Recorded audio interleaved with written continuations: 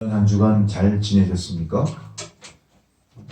그동안 우리가 겪었던 코로나19의 공포가 우리나라는 조금 조절이 되는 듯한 그런 양상으로 가고 있는데 아직도 소규모로 집단적인 발병을 우리가 경험하고 있습니다. 결코 우리가 이 긴장의 끈을 놓아서는 안 될 그런 단계인 것 같고요.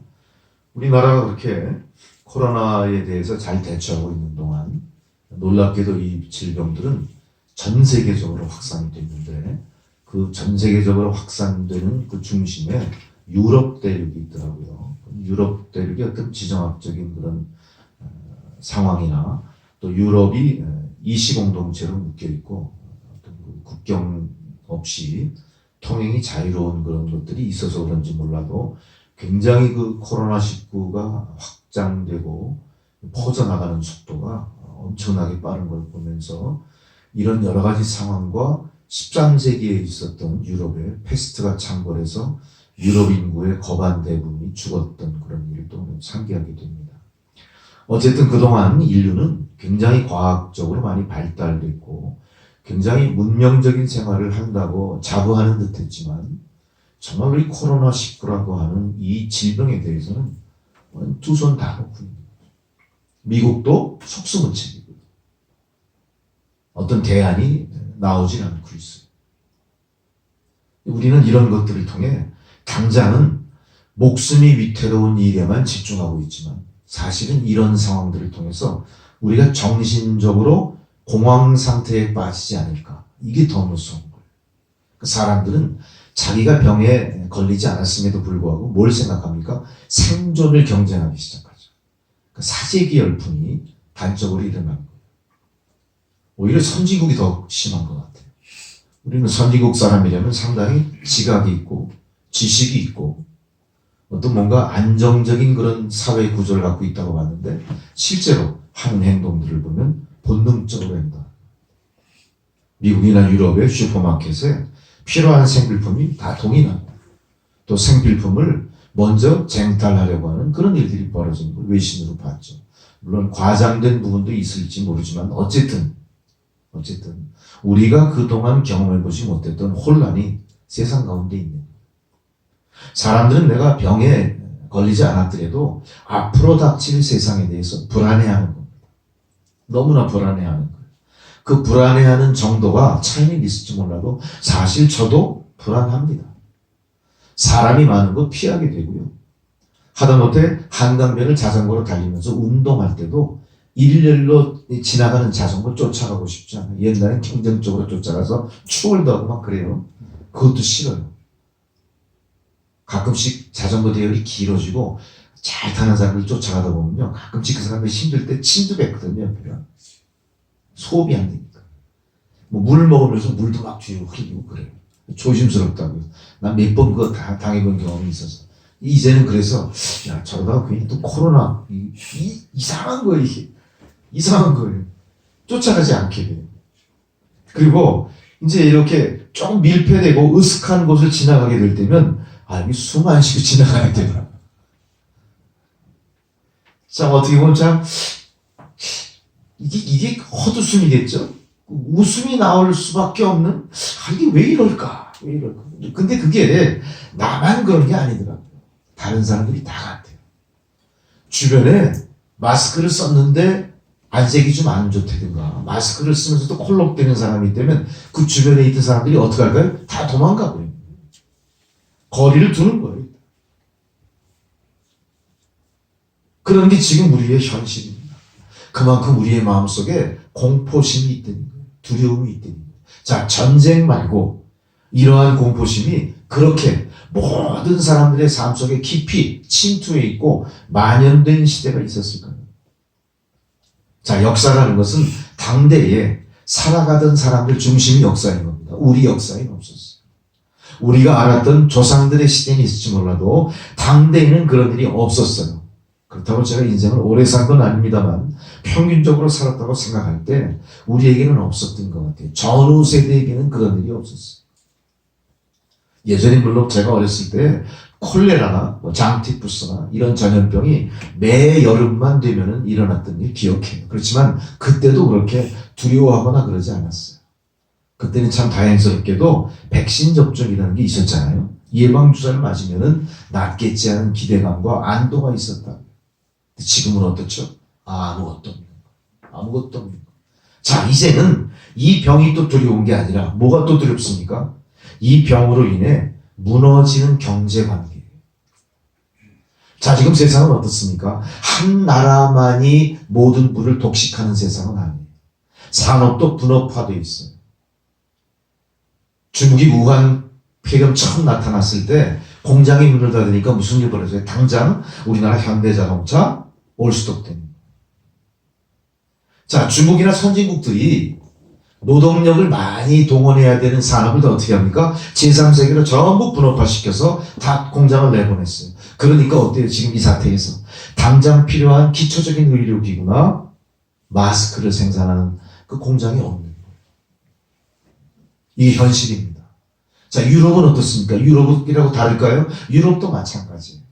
선진국이라고 하는 나라들은 노동력을 많이 동원해야 되는 산업을 이미 다 폐지시켜버리고 제3국으로 이전해버린 이후에, 그러니까 막상 그런 걸 만들려니까 어떤 일이 벌어져요? 우리가 아는 유명한 브랜드에서 루이비통 뭐 이런 거 알죠? 뭐 GM, 뭐 애플 뭐 이런 데서 의료 장비나 뭐 이건 비슷한 걸 만든다는 소리니까 나오는 거예요. 그 지금 세상이 어떻게 됐던 겁니까? 전혀 경험하지 못했던 혼란에 직면한 거예요. 이거는 전쟁보다 더한 거예요. 어떤 면에서는 2차 대전, 1차 대전 못지않은 혼란들이 지금 벌어지고 있는 겁니다.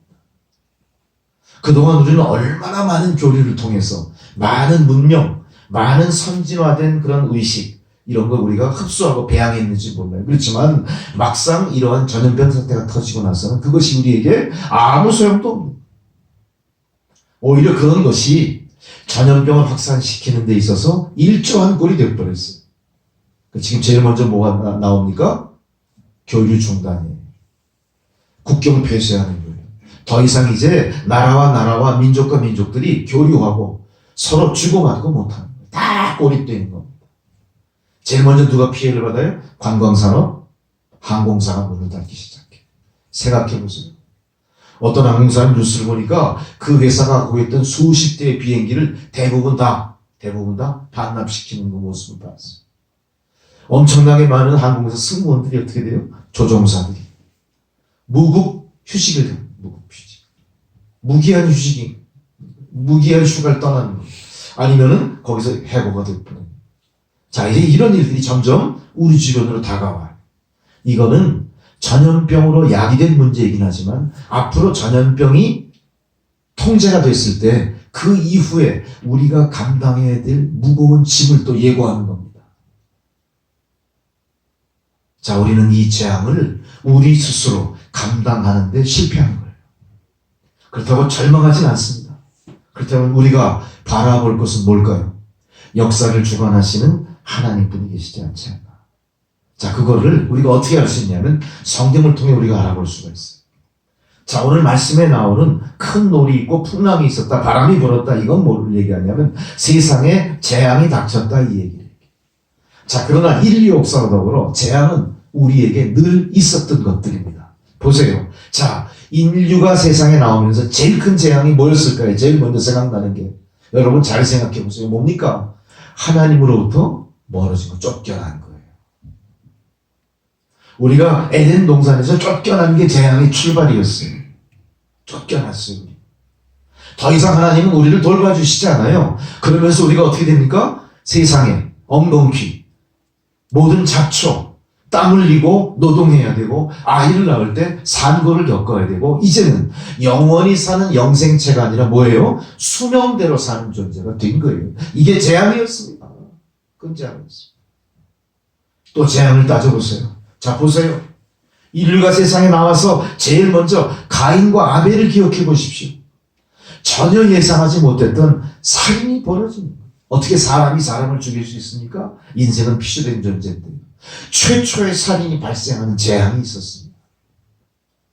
자, 처음에 재앙은 아담과 하와라고 하는 가족 중심의 개인적인 재앙 같았지만 이것이 죄로 말미암아 점점 확산되는 추세를 보이고 있는 거예요. 개인의 죄악이 집단의 고난으로 연결되는 겁니다. 개인의 죄악이 개인의 재앙으로 끝나는 것이 아니라 집단으로 점점 확산되고 연결되는 모습을 우리가 볼 수가 있어요. 창세기 6장 5절에 보세요. 여호와께서 사람의 죄악이 세상에 관영함을 보시고 그 마음에 생각하고 계획한 것들이 다 악한 것뿐이구나. 이걸 생각하면서 어떡합니까? 노아 시대 홍수로 세상의 모든 기식 있는 것들 지면에서 다 쓸어버리는 인류적인 재앙이 한 번 있었던 거예요. 자, 한 가족 중심의 재난이 어떻게 됐어요? 전 인류에까지 연결돼서 인류는 세상에서 완벽하게 멸절되는 모습을 볼 수가 있습니다.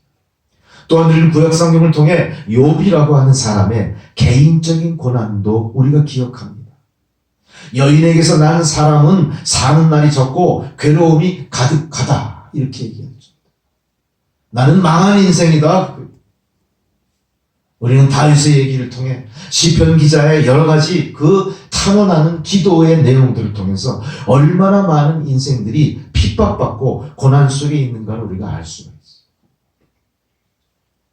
자, 시각을 다 돌려서요. 이제 우리가 사는 세상을 한번 뒤돌아보세요. 지금 이 순간, 이 시점에 우리를 뒤돌아보세요. 우리가 미국을 생각해보죠. 미국은 팍스 아메리카나의 중심이에요. 미국이 세상의 평화를 만들어간다고 생각하는 나라죠. 미국이 어땠습니까? 근자에 9.11 테러 사건을 통해서 전대미문에 모든 것이 세상에 리얼타임으로 중계되는 재앙을 우리가 봤어요. 쌍둥이 빌딩이 비행기에 충격을 받아가지고 그 비행기가 폭발하면서 무너지는 걸 우리가 두 눈으로 똑똑히 봤어요. 진짜 재앙입니다. 재앙입니다. 마치 영화의 한 장면 같았어요. 그런 재앙부터, 종교 간의 갈등으로 비화된 그런 재앙부터, 민족과 민족 간의 갈등, 나라와 나라의 갈등, 동서진영의 갈등, 이데올로기의 싸움, 끊임없는 기후변화에 따른 태풍, 토네이도, 엘니뇨, 라니냐 이런 걸로 인한 어떤 식량 비상 문제, 핵을 보유한 나라들과의 갈등으로 얼마나 사람들이 핵전쟁이 일어난다는 공포에 있었는지 모릅니다. 이것이 팍스 아메리칸을 주장하는 미국 자체에서 일어났던 여러 가지 재난의 어떤 모습들이었던 겁니다. 미국은 또한 영적으로 어떻게 됩니까? 부패하고 타락한 모습을 보이기 시작해요. 동성애 문제가 시작됩니다. 동성애 문제. 동성애 문제는요, 하나님의 창조를 정면으로 거부하는 겁니다. 새로운 가치체계를 만들자고 그들이 뭔가 앙중모색한 것들이 드디어 세상에 드러나 보이기 시작하는데, 이것이 드러나는 순간에 가장 큰 역할을 누가 합니까? 미국이 그걸 하는 거예요. 미국에서는 종교의 평등과 자유를 주장하면서 어떻게 합니까? 미국의 건국 이념, 코스모폴리타니즘 다 포기하는 거예요. 다 포기하는 거예요. 성경을 반대하는 사상이 미국에서 나오기 시작합니다.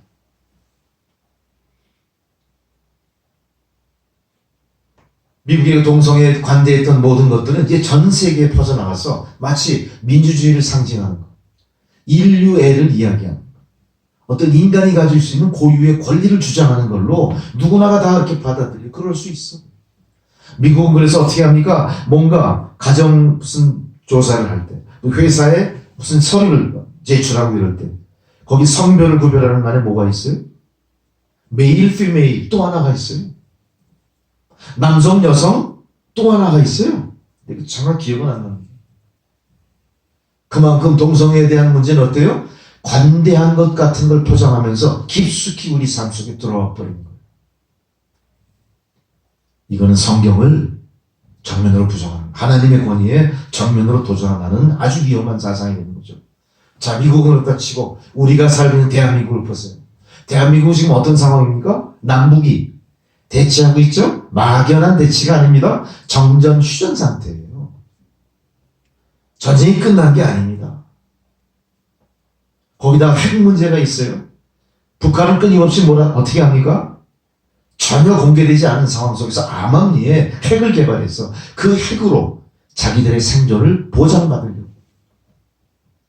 이런 남북 간의 문제, 또한 북한의 인권 문제뿐 아니라 현재 우리나라는 어떻습니까? 정치적으로 보수냐 진보냐, 이거 공산주의냐 민주주의냐 자본주의냐, 어떤 이데올로기 싸움보다 더 깊은 골을 내면서 우리에게 상처를 주고 있어요. 진보와 보수의 갈등, 진보와 보수의 대립, 이걸 우리가 어떻게 감당할까요? 민주주의냐 사회주의냐까지 대두가 될 만큼 서로가 서로에 대해서 오해하고 대립하는 그 골이 이미 깊이 새겨져 버린 그런 상황. 개인적으로는 어떻습니까? 많은 질병들이 있죠. 우리 주변에도 질병으로 인해 고통당하는 사람이 얼마나 많은지 몰라요. 물질의 문제, 부의 균등 배분 문제, 부자가 있는가 하면 극심하게 가난한 사람들도 있어요. 사회생활에서도 어때요? 모두가 다 민주적으로 모두가 다 인권을 제대로 보장받고 사는 것 같지 않아요. 부부간의 갈등은 또 어떻습니까? 우리나라 이혼율 생각해보세요. 졸혼 이런 이상한 풍조 생각해보세요. 자녀들의 관계 어떻습니까? 자녀들의 관계. 우리 자녀들은요, 더 이상 가정을 갖는다? 이게 자기 인생의 중요한 일이라 생각하지 않습니다. 어쩔 수 없이 세상 그렇게 돌아가니까 우리도 안 한다, 못한다, 포기한다 이렇게 간 거예요. 우리 대한민국은 노령화 사회 이미 접어들었죠. 가장 빠르게 노령화 사회를 가고 있어요. 인구 절벽의 문제가 대두가 된 겁니다. 생산하는 인력보다 소비하는 인력이 점점 늘어나고 역전되는 상황. 이게 우리의 모습이에요. 우리가 생각하지 않았던 또 다른 유형의 재앙이 알게 모르게 우리에게 나타납니다. 오늘 이 모든 환난 가운데 우리에게 가장 중요한 건 뭡니까? 우리가 이 환난에 어떻게 대처해야 되는가. 우왕좌왕하고 갈바를 몰라 헤매가지고는 어떤 일이 벌어져요? 아무것도 해결되지 않습니다. 어떻게 해야 돼요? 정신 똑바로 차려라. 똑바로 차려라. 지금 제자들이 그런 모습이에요. 제자들이 바람 앞에 우왕좌왕합니다. 제자들은 어떤 사람이에요? 바다의 상황을 누구보다 잘 아는 사람들이에요. 바다의 상황을 누구보다 잘 아는 사람들이지만 우왕좌왕하는 겁니다. 저 바닷가 저쪽 건에서 누가 시커먼 그림자가 와도 누군지도 몰라요. 예수님이 떡을 떼어주시기까지 알지 못했던 그런 제자들의 모습. 엠마오 도상에서 주님이 옆에 계시지만 모르잖아요. 지금 우리가 그런 상황입니다. 어떻게 하실 겁니까? 지금 우리가 그런 상황이에요. 어떻게 하실 겁니까? 시간이 지나면 모든 게 다 회복이 될까요? 시간이 지나면 다 모든 게 시간이 약이 될까요? 장담할 수 없어요. 자, 시간이 지나서 모든 것이 다 평정됐지만 나는 피해를 봤어요. 나는 병원에 가서 중병이 걸려서 죽을 똥살똥했어요. 그 일을 위해 재산 다 탕진했어요. 그러고 나서 살아남은 내가 무슨 의미가 있느냐.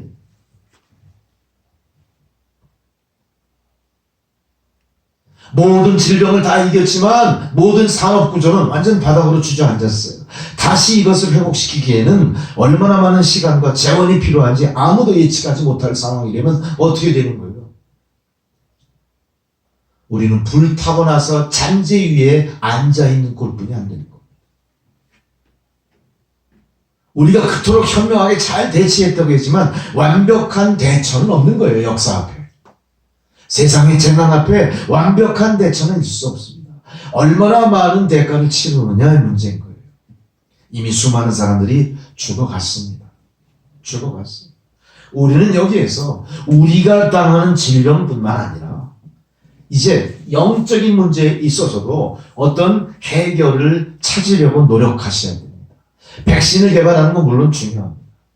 마스크를 많이 만들어 공급하는 건 물론 중요합니다. 더 중요한 게 뭡니까? 마음속에 받은 상처를 회복시킬 수 있는 것, 장래에 대한 소망을 다시 되살려지는 게 중요합니다.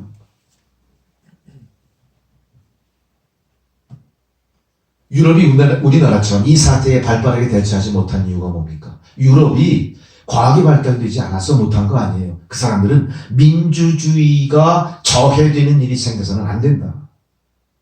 개인의 모든 데이터를 어떤 국가 권력이 독점해서 그 사람의 사생활을 뒤쫓는 것은 아직은 유보해야 된다. 급하지 않다 이렇게 생각했던 거예요.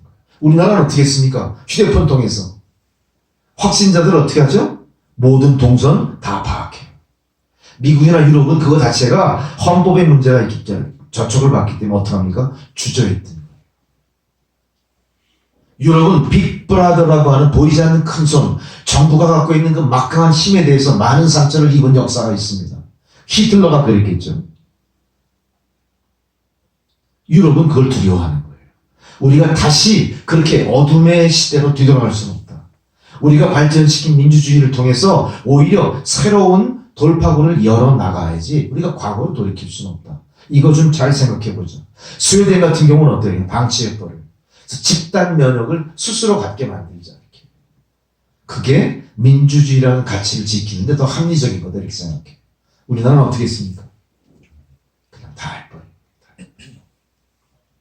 자, 그래서 유발 하랄이라고 하는 히브리 대학 역사학자의 이야기가 내 귀에 들려왔어요. 이 사람은 뭐라고 합니까? 빅브라더의 감시 없이 이제는 이것을 시민 역량으로 극복하자. 시민 역량으로 극복하자는 게 뭐예요? 인간 본연의 양심으로 극복하자. 누구에게 의탁할 것도 없다. 그러면서 이 사람이 내놓은 대안이 뭐냐? 글로벌 연대 이런 얘기예요. 글로벌 연대. 나라와 민족 간의 그 다름을 서로 인정하면서 서로 손잡자. 선한 역사를 기다리자 이거예요. 선한 능력을 바라보자 이거예요. 바로 이 선한 능력이 뭐예요? 우리가 추구하는 주님의 도우심일 겁니다.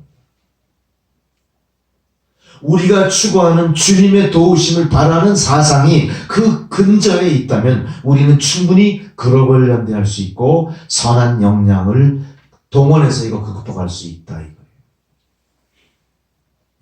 거기에는 뭐 종교 간의 차이 없습니다. 민족 간의 차이 없습니다. 그저 인류가 당한 이 재난에 한 마음으로 대처하자. 이건 뭘 얘기하는 거예요?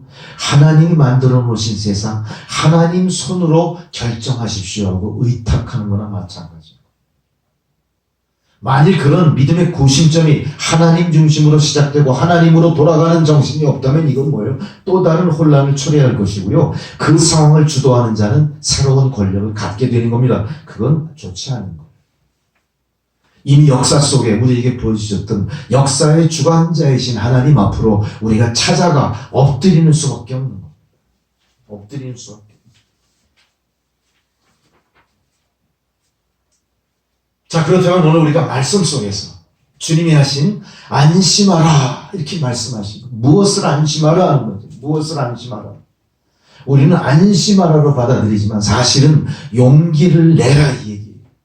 용기라는 얘기는 뭡니까? 안심이라는 건 뭐예요? 너 가만히 있어. 오도방정 떨지 마 이거야지. 내가 있는데 왜 이렇게 설치는 거야? 그냥 가만히 있어. 참어. 그러면 원문에서 밝히는 내용은 용기를 가져라. 용기는 뭡니까? 행동을 전제하는 거예요. 용기는 두 손 늘어뜨리고 두 손 놓고 아무것도 없이 주님만 바라보는 얘기가 아니에요. 내가 무언가 준비하고 할 수 있는 것에 대해서 어떤 자극을 받는 겁니다. 어떤 촉매 역할을 주님이 우리에게 주시는 싸워. 이길 거야. 나가. 돌파할 거야. 넘어가. 뛰어넘을 수 있을 거야. 이걸 말씀하시는 거예요. 안심하라. 가만히 있어가 아니에요. 뭐예요? 용기를 가져라. 행동하라 이거예요. 뛰어넘어라 이거예요. 달려가라 이거예요. 달려가라. 두려워하지 말고. 누구 때문에? 하나님 때문에. 내가 하나님 아니냐. 내가 세상 지었잖아.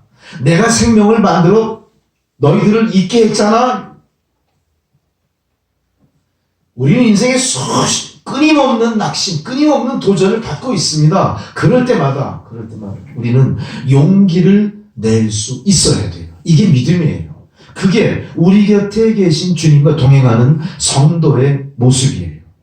이 모습이 세상을 다시 움직일 수 있어요. 세상에 용기를 불어넣어 줄 수 있어요. 세상의 오해를 극복하고 우리에게 협력자를 만들어낼 수 있는 거예요. 지금 세상이 어떻습니까? 기독교가 어때요? 기독교가 완전 이단 취급받아요. 믿지 않는 자들의 눈에는 신천지나 어떤 이단이나 기독교나 똑같은 반열에 있는 겁니다. 이게 있을 법이나 한 얘기입니까? 있을 법이나 한 얘기예요. 교단 자체는 또 어때요? 분열되고 있어요. 우리가 모여서 예배를 드리는 게 옳은 것이냐? 아니면 집에서 온라인으로 아니면 방송을 통해서 예배를 드리는 게 옳은 것이냐? 정부의 입장을 쫓아 협조하는 게 좋은 것이냐? 그래도 우리 신앙의 정통을 따라 우리가 그토록 원하던 주님 앞에 나가 마음껏 찬양하고 마음껏 기도하고 주님 앞에 영광 돌리는 전통을 지켜나가는 게 중요한 것이냐? 이걸로 계속 지금 충돌이 일어나고 있어요. 세상 사람들은 어떻게 합니까? 아직도 저 사람들 모여서 예배드리고 있네. 저기서 분명히 집단적으로 환자들이 나올 텐데 큰일 났다. 막자 그래. 앞에서 피켓 들고 시위하잖아요. 거기에 대해서 우리는 아무 대안도 내놓지 못합니다. 어떻게 해야 될까요? 누가 그것을 결정해주고 누가 그것을 평정시킬 만한 능력 있는 분일까요? 우리가 믿는 하나님뿐입니다. 저 교회는 예배를 드리니까 잘못된 거고 우리 교회는 온라인 예배 드리니까 우리가 하는 일이 옳은 거야. 이렇게 분열되고 싸워서는 안 되는 겁니다. 이거는 사탄이 제일 좋아하는 거거든요. 우리는 벌써 알게 모르게 분열된 기독교인이에요. 이 일에 대해서조차 한 목소리 내지 못하고 하나의 행동을 세상에 보여주지 못함으로 인해 세상 사람들이 기독교인을 신뢰하지 않게 됐어요. 어쩌면 그런 모습들이 배 위에서 풍랑을 바라보고 두려워했던 제자들의 모습이에요. 제자 공동체가 당하는 그 곤란함 속에서 그들은 아무것도 할 수 없었던 거예요. 사공이 많으면 배가 산으로 올라간다고 그러죠. 서로 네가 오르냐 내가 오르냐 싸웠을 겁니다. 배는 풍랑에 계속 흔들리고 있는. 지금 우리 앞에 암흑입니다. 교회도 암흑입니다. 무엇이 옳은 건지에 대해서 아무도 확신하지 못합니다. 이때 우리가 주목해야 될 게 뭡니까? 저 바다를 건너는 검은 그림자를 똑바로 봐야 돼요. 딴 데 볼 거 없어요. 저게 무엇일까? 거기 집중하시라는 얘기. 우리가 바라보는 순간 그분도 우리를 바라보고 계셨어요. 그분은 분명한 목표를 갖고 우리에게 다가오신 겁니다. 이제 우리도 분명한 목표를 갖고 그분을 바라봐야 돼요. 시간으로 보니까 유대 시각으로 밤 4경쯤 새벽 시간입니다. 새벽 4시 5시 요때입니다. 미명입니다. 미명. 어부이고 바다 상황에 발렸던 제자도 아무것도 할 수 없는 낙심할 수밖에 없는 상황에서 누군가가 오고 있는 거예요. 여러분 지금 코로나19 바이러스 사태에서 누군가가 오고 계신 거예요. 우리는 고난을 통해 고난 자체를 바라볼 것이 아니라 고난을 조성하시고 고난을 극복하실 능력자를 바라봐야 돼요. 예배를 드려야 되느냐 말아야 되느냐 여기에 싸울 게 아니에요. 저 교회는 합당한 교회고 이 교회는 이상한 교회야. 그게 아니에요. 정부 시책에 잘 따라서 우리 교회는 한 명도 확진자가 없어. 그게 자랑스러운 게 아닙니다. 뭐가 자랑스러워야 돼요? 우리 교회는 이 풍랑 속에서도 저 멀리 오시는 주님을 바라보는 교회야. 이게 중요한 거죠. 이게 중요한 거죠. 그래서 우리는 항상 하나님 앞에 존재하기 위해 애쓰는 여러분들이 되셔야 되고 그런 교회가 되어야 됩니다. 우리가 하나님 곁을 떠나버리면 아무것도 할 수 없어요. 그분께 집중해야 돼. 바로 코람데오입니다. 코람데오. 마틴 루터가 우리는 하나님 앞에서 사는 것입니다. 이렇게 고백한 그 코람데오의 정신이 지금 우리에게 필요해요. 우리는 코로나19 앞에 살고 있지만 실제는 하나님 앞에 사는 것이다. 우리는 코로나19가 두려운 게 아니라 하나님의 심판이 두렵고 하나님이 바라보시는 노아의 홍수처럼 세상의 죄악의 관영에 도저히 묵고할 수 없는 죄악의 관영에 모든 것들을 다 쓸어버리리라. 노아 시대의 홍수 심판을 우리가 상기할 수 있어야 됩니다. 두 번째로 우리는 주님께서 우리의 모든 문제를 함께 보고 계시고 겪고 계시다는 사실을 잊어서는 안 됩니다. 주님은 제사 아웃사이더가 아니에요. 주님은 방관자가 아니에요. 주님도 지금 이 상황 속에서 이 고난을 함께 겪고 계시다는 겁니다. 물 가운데로 지날 때 내가 너와 함께한다. 그 약속을 하신 주님을 우리가 다시 한번 생각해 보십시오. 너는 두려워하지 말라. 내가 너를 구속했다. 내가 너를 지명하여 불렀다. 너는 내 것이야. 네가 물속에 지날 때 내가 너와 함께 할 거다. 이 사태 속에 우리만 있는 게 아니에요. 주님이 함께 하신다. 우리는 고통이 우리에게 닥칠 때마다, 고통이 인류에게 다가올 때마다 하나님 앞에 이렇게 질문했어요. 하나님은 죽었다 그러기도 하고, 왜 나에게, why me? 왜 나만 이런 고난을 당합니까? 왜 우리나라만 이런 고난을 당합니까? 이런 질문을 한 거 기억하십니까? 우리가 대부분 그런 생각 갖고 있어요. 자, 거기에 대해서 하나님은 어떻게 하십니까? 정확하게 답변해 주시나요? 그렇지 않을지 몰라요. 그러나 시간이 지나고 우리는 깨닫습니다. 아, 하나님께서 하나님의 뜻을 이루게 하시고자 완악한 우리의 마음을 깨뜨리는 방법으로 고난을 주신 거구나. 결국은 뭡니까? 믿음으로 공고해지게 하시기 위한 시련이었다 이겁니다. 그래서 고난도 우리에겐 유익입니다. 오히려 이 코로나19 사태는 우리에게 유익입니다. 교회에게 유익입니다. 성도에게 유익입니다. 그동안 후한무치하게 파렴치하게 하나님의 권세를 가리웠던 재난들이 다 그 중심이 폭로되는 거예요. 얼마나 창피스러운 모습인지 몰라요. 이제는 그런 회개를 통해 거듭나고 새로워져야 될 줄로 믿습니다. 오늘 놀랍게도 본문 바로 전에는 오병이어의 기적이 있었어요. 기적을 체험했다고 해서 모든 것이 평정된 건 아니라는 사실 여러분 잊어서는 안 됩니다. 코로나19가 평정됐다 하더라도 그 이후에 우리가 감당해야 될 일은 계속해서 많이 생길지도 몰라요. 그러나 중요한 건 뭡니까? 주님이 이 사태를 보고 계시고 주님이 이 사태를 함께 겪고 계시다는 사실. 주님은 몸소 우리와 함께 동행하시는 겁니다.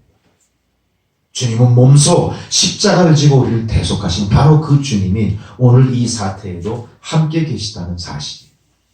베드로전서 4장 13절에 오직 너희가 그리스도의 고난에 참여하는 것으로 즐거워하라. 이는 그의 영광을 나타내실 때에 너희로 즐거워하고 기뻐하게 하려 함이라. 여러분, 우리가 받는 고난은 결국 즐거움과 기쁨으로 보상될 줄 믿습니다. 이 믿음으로 현재의 모든 시련을 극복하시는 여러분 되시기 바랍니다. 미국의 캔자스시티 한 시골 청년 하나가 출판사와 신문사를 찾아 헤맵니다. 그의 옆구리에는 사파를 그린 스케치북이 많이 두툼하게 있어요. 내용은 뭐냐? 내가 사파를 그립니다. 만화를 잘 그리는 재능이 있으니까 신문사나 출판사에서 저를 필요로 할 것 같아요. 좀 채용해 주세요. 아무리 돌아다녀도 이 사람을 채용하는 데는 없었습니다. 마침 그날 주일이 닥쳤어요. 자기의 그 불편한 심정, 무거운 짐을 예배를 통해 해소하자는 마음으로 교회를 들어갑니다. 교회에 들어와서 예배를 드리는데 예배가 집중이 안 돼요. 계속 무겁게 내가 여기서 직업을 구하지 못하면 다시 고향으로 낙향해야 되겠지. 내 꿈은 다 사라져 버릴 거야. 이런 생각을 하고 낙심해서 앉아 있는데 예배가 다 끝나도 자리를 일어나지 않고 있을 동안 이제 목사님이 오십니다. 청년, 왜 그렇게 우울한 모습으로 앉아 있는 거야? 무슨 문제가 있는 거야? 이 청년이 다 얘기를 해요. 목사님, 제가 이런저런 일이 있어서 직장을 구했지만 결국은 못 구했습니다. 내가 직장을 구할 때까지 거처할 처소가 없는데 이 교회에서 저를 좀 돌봐주실 수 있겠습니까? 제가 그렇다면 허드렛 일이라도 하면서 좀 여기서 묵으면서 직장을 새로 찾아보겠습니다. 목사님이 그래요. 청년, 용기를 잃지 마. 하나님은 자네를 사랑하고 계시다는 사실 잊지 말게. 여기 교회에 머물면서 직장이 나올 때까지 여기서 기거하게. 그러면서 허름한 창고 하나를 내줘요. 근데 그 창고를 내주면서 목사님이 그래요. 이곳이 굉장히 누추하고 오랫동안 손보지 않아서 이 사람이 기거할 수 있는 장소인지는 모르겠는데 여기서 살 거야? 아우, 저는 너무 좋아요. 그 청년이 창고에 짐을 내려놓고 거기서 이제 살기 시작합니다. 일단 집은 해결됐어요. 먹는 것도 이제 그건 기본적으로 교회에서 좀 주겠죠. 근데 가만히 이제 잘려다 보니까 발치로 쥐새끼들이 이렇게 많은 거야, 쥐가. 발등을 막 넘나 들어가는 거야. 처음엔 무서웠죠. 징그럽고 더럽고. 근데 이제 그 창고에 있으면서 자기가 먹다 남은 빵 쪼가리를 갖고 이 쥐들을 길들이기 시작하는 거야. 어른들이 빵 쪼가리를 던질 때마다 쥐들이 도망가고 타고 넘어가는 게 아니라 이거 가까이 오는 거야. 쥐를 그렇게 가까이 관찰하는 적이 처음인 거예요. 그때 그 쥐를 스케치하기 시작합니다. 거기서 탄생한 게 미키마우스. 바로 월트 디즈니입니다. 월트 디즈니가 용기를 얻었어요. 고난 속에서 포기하지 않았어요. 세계적인 미키마우스의 탄생이 그렇게 시작돼요. 고난 속에서 시작된 겁니다. 고난을 딛고 나갔을 때 빛이 있는 거예요. 고난을 거부하지 않았어요. 고난 속에 자기가 갇혀버리지 않았어요. 거기서도 그는 용기를 잃지 않고 뚜렷하게 봤습니다. 자기 앞에 전개되는 모든 상황을 자세히 들여다봤어요. 들여다봤더니 거기에서 미키마우스의 이미지가 떠오릅니다. 야, 쥐라는 게 더럽고 무서운 게 아니네. 귀여운 면도 있네. 쥐가 귀여운 면이 나타나있어요. 그러니까 귀엽다는 이미지를 막 확대해서 미키마우스 이쁘게 나타나요. 여러분, 이 고난의 사태가 아무리 길고 힘들더라도요, 우리가 시선을 잃지 않으면 돼요. 우리가 가는 방향을 헷갈리지 않으면 돼요. 주님이 여기 계시고 나와 동행하시다는 사실이 나로 하여금 극복하게 할 수 있는 능력으로 나타나게 됩니다. 다니엘의 제 친구 이야기를 생각해 보십시오. 느부갓네살 왕의 그 칙령을 어긴 것 때문에 어쩔 수 없이 불구덩이로 들어갔습니다. 사드락, 메삭, 아벳느고 그들을 다 그 안에 푸른 불 속에 던졌어요. 왕이 들여다보는데 분명히 그 친구들 3명이 들여보는데 4명이 왔다 갔다. 불 속에서 누가 있어요? 하나님 계신 하나님.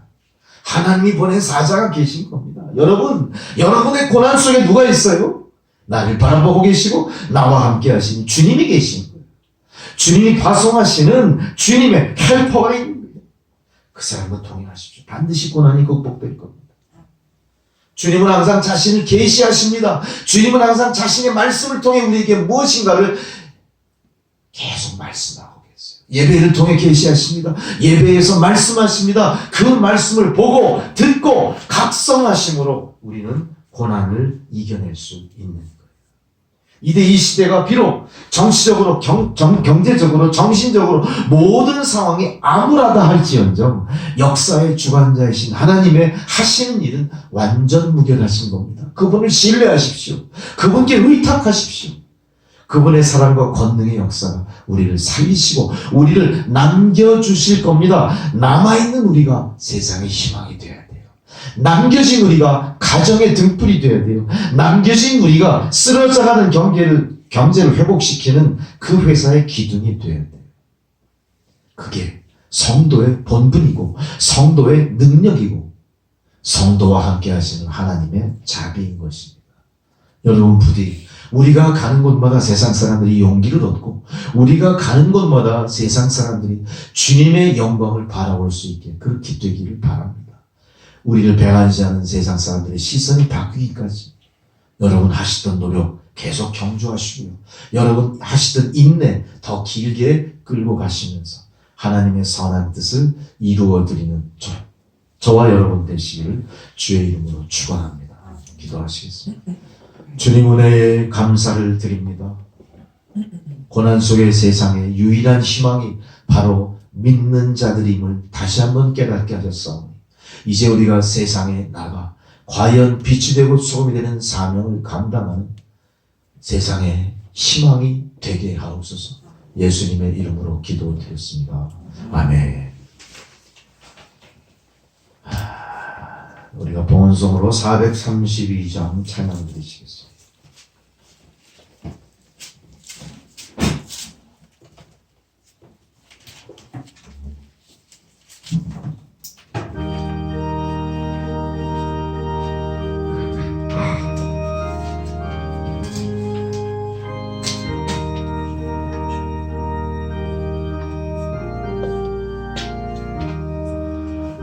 물결이 설레는